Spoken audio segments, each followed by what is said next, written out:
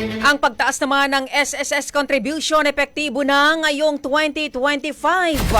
Brigada Katrina Honson, ibrigada mo. Brigada Live Report. Ipinatupad na simula ngayong 2025 ang dagdag contribution para sa mga miyembro ng Social Security System sa bansa. Ito ay bilang bahagi ng Republic Act No. 11199 o ang Social Security Act of 2018 na nilagdaan ni dating Pangulong Rodrigo Duterte. Sa ilalim ng bagong patakaran, tataas mula 14% hanggang 15% ang buwan ng kontribusyon ng mga miyembro ng SSS.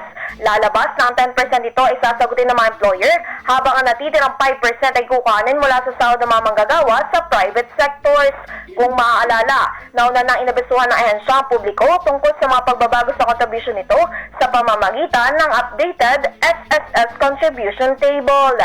In the heart of changing lives, ito si Brigada Katrina sa 105.1 Brigada News sa Manila, the Music and News Authority.